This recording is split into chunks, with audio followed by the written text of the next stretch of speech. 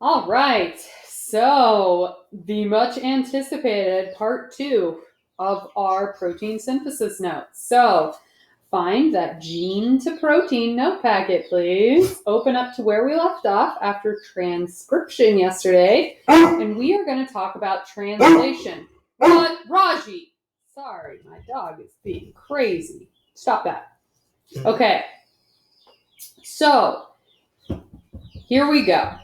All right, so yesterday we talked about the fact that our genes, our DNA, are in our DNA. Okay, and we knew that. Okay, and we had to open that up and go through transcription to copy that into mRNA so that the code for that gene can be eventually made into a protein. Okay, and we talked about the details of that. Now, once we have our mRNA sequence, because it's single-stranded, it can actually leave the nucleus and complete the second half of protein synthesis where we go through translation. Okay, so translation is using that mRNA code to code for specific tRNAs to bring a specific amino acids to the ribosome to make our amino acid chain or our polypeptide. Okay, so again, once we make that protein or that polypeptide, okay, that can actually express our trait, okay, cause our phenotypic results. All right, so the second half of protein synthesis is translation, mRNA to amino acids. All right, so again, yesterday we looked at DNA made of the base sequence A, T, C, and G, right? So we have that DNA code in our gene, okay, whatever gene of interest. Okay, that DNA is then copied into mRNA. And what side of the DNA is copied? Okay, is it our coding strand or our template strand? Correct, it is our template strand. So that is copied into our mRNA sequence. Okay, mRNA, the T is replaced by U, so the 4 bases we are using is A, U, C, and G. All right, and so that sequence is going to be read 5' to 3', okay, to code for our 20 different amino acids. So we always start with AUG, actually. That's for methionine. It is our start codon. So you can see those first mRNA bases are AUG, and below they have MET for methionine. Amino acids are often abbreviated by their first 3 letters. So there's one example of that. So how can we code for 20 amino acids with only 3 bases? Well, you guys probably maybe know this, remember this, and it is because our mRNA, we don't use just one base for an amino acid, we use a sequence of 3, right? And those 3 mRNA bases that code for a specific amino acid are called a codon.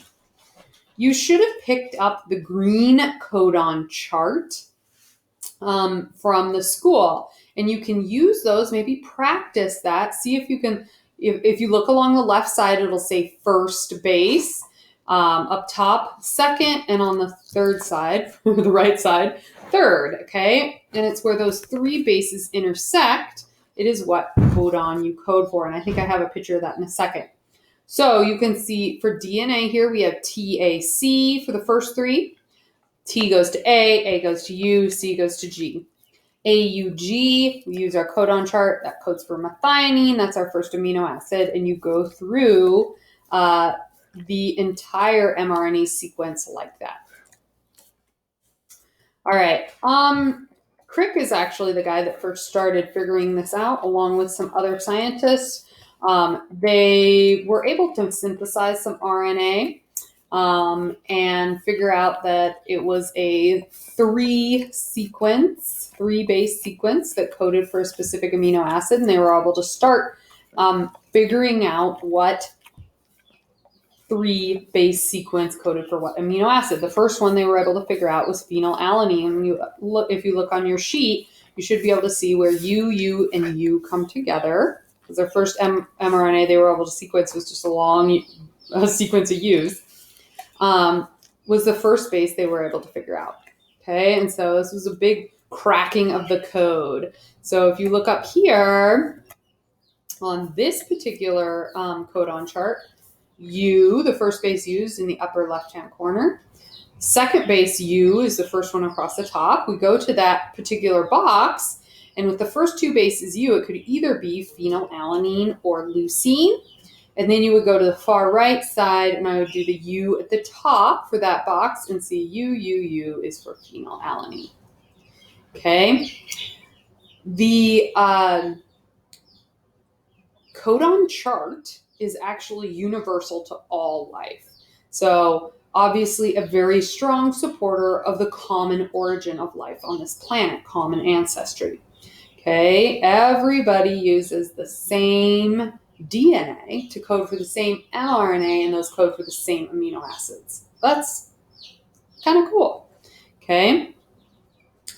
This code is redundant, and you can see some of them like have many mRNA sequences that will code for the same amino acid, and usually it's that third base can be different. Okay, like arginine is a great example. You can have any of the last four bases. If you start with a C and a G, you're always going to get arginine, and actually sometimes even if you start with an A. But so when the third base is different and it produces the same amino acid, we call that a wobble. Okay. And a wobble is probably a good thing. If there's a mutation in that last base, it would still produce arginine. So a couple other specific things to look at on your codon chart is that AUG. Again, when you are going through translation, you don't actually start translating until you get to AUG. That is for methionine, and that is your start codon. So the ribosome always looks for that, particular sequence to start. Okay.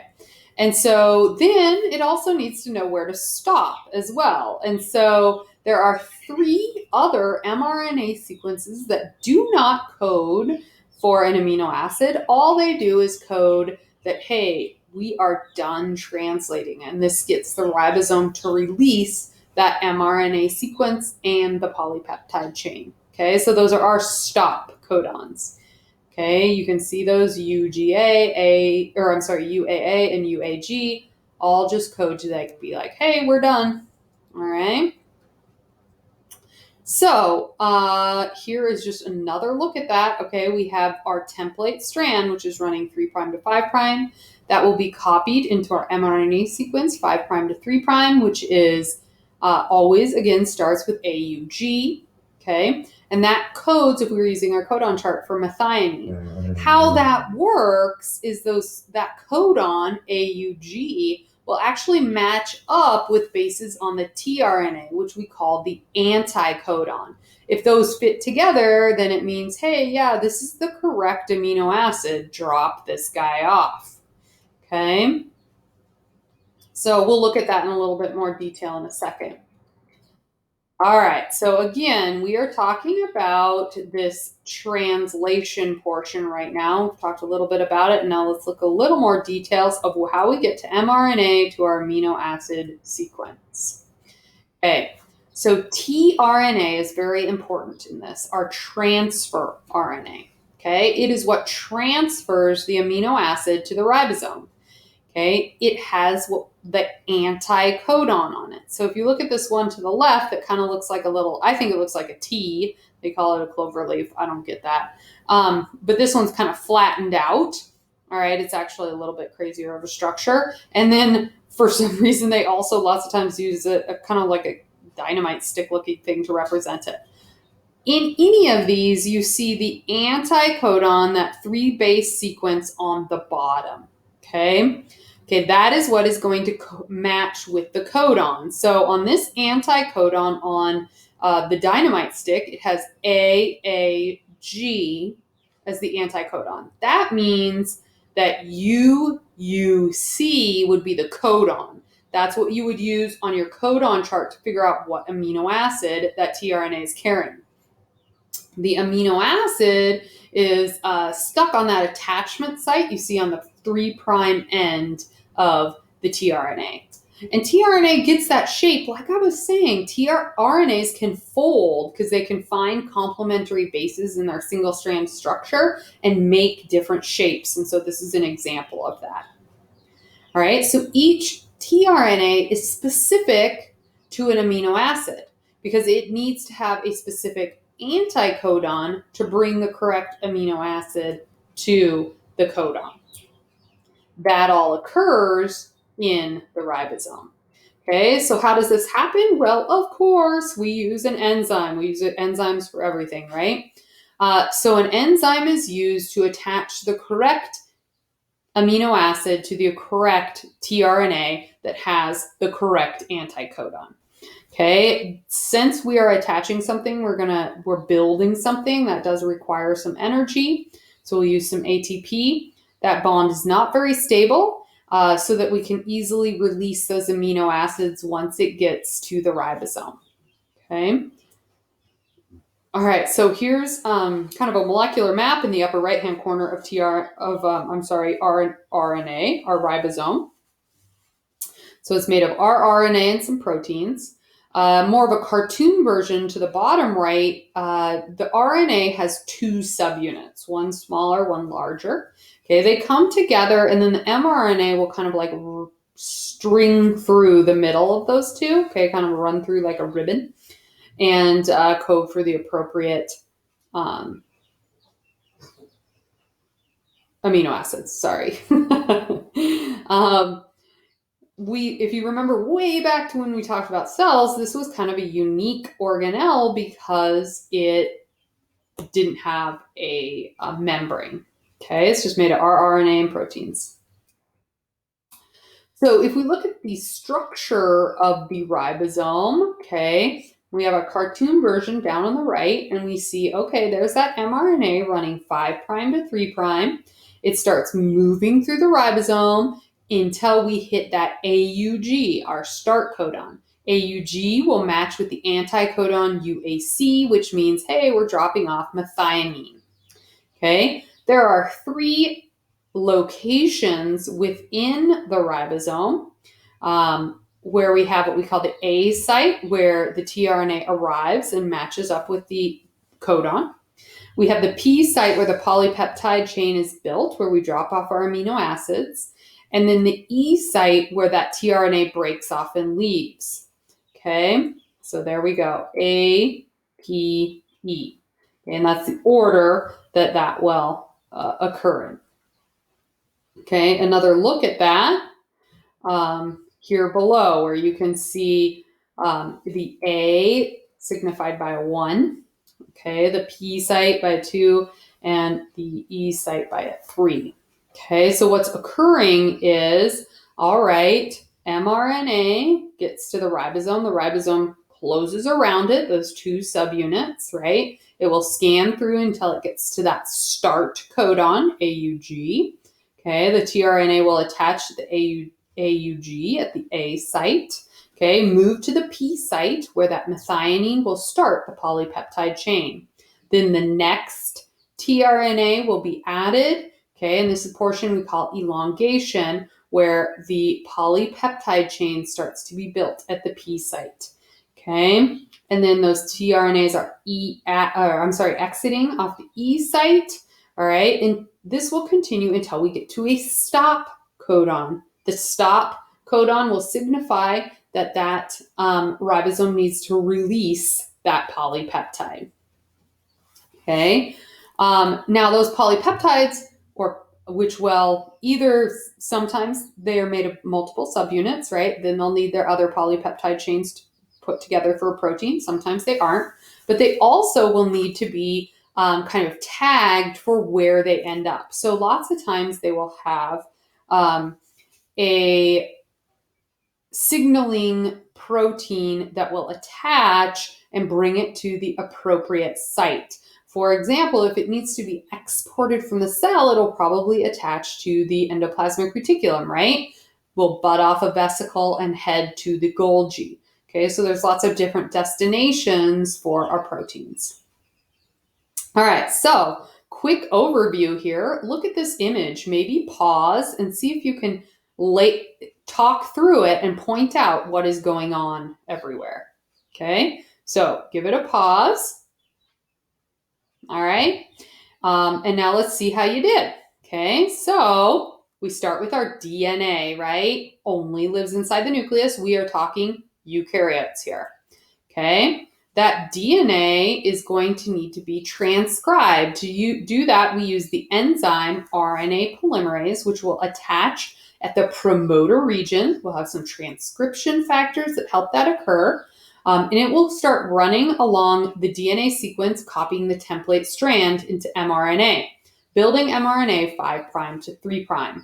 Okay, when it has completed, we have made our pre-mRNA. Okay, for pre-mRNA to become the RNA that leaves the nucleus, we need to make some changes. We need to remove the introns and leave the exons. What does that? The spliceosomes, okay, which are made of SNRPs. Okay, we also need to add the GTP cap, I can never spit that out, on the 5' end and the poly A tail. That occurs in the nucleus. That picture is a little misleading. Okay, by the time that happens, then the mRNA can leave and head out to the ribosome. So there's transcription. Now we head out to the ribosome, the mature mRNA, for translation. Okay, that's going to occur at the ribosome. We have our two subunits, the small and large portion of the ribosome. Remember, the ribosome is made of rRNA and proteins. Okay, those come together. They have the three sites, A, P, and E, and those are where the tRNAs arrive, build the polypeptide, and then exit. Okay, they're going to match up with the codons running 5' to 3'.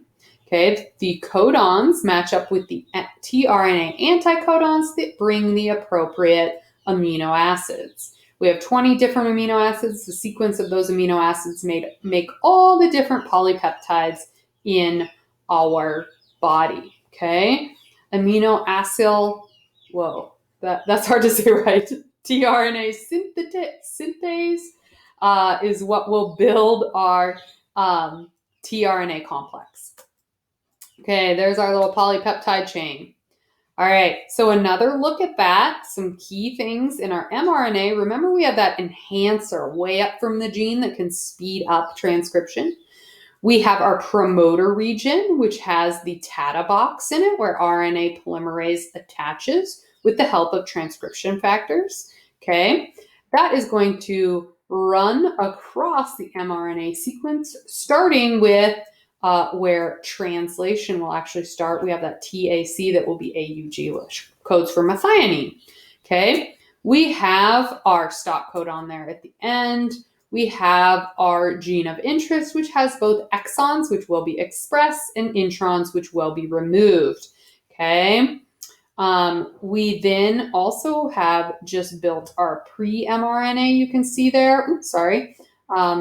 That then will be made into our mature mRNA. The introns are gone. We have the GTP cap and the poly A tail. Woohoo! All right, dang. Okay, few differences with prokaryotes.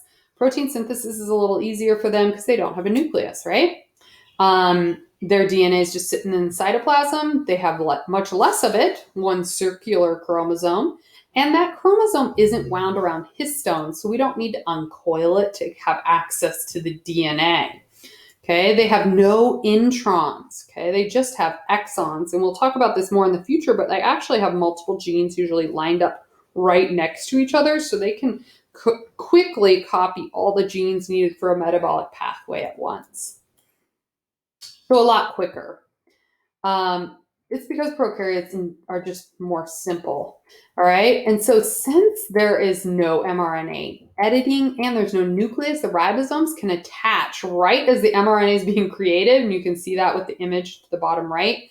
ribosomes right along that mRNA. As it's being created, it's also pumping out proteins from the multiple ribosomes attached to each mRNA sequence. Okay, so transcription and translation are pretty much happening instantaneously. Whereas in eukaryotes, it takes about an hour for all those steps to occur until we have a polypeptide created, just because of that physical separation. All right, so there we go. I hope that wasn't too long, but now you should have both transcription and translation. Get those note packets done, and we will follow up with more information clarifying these throughout the week. All right, thank you.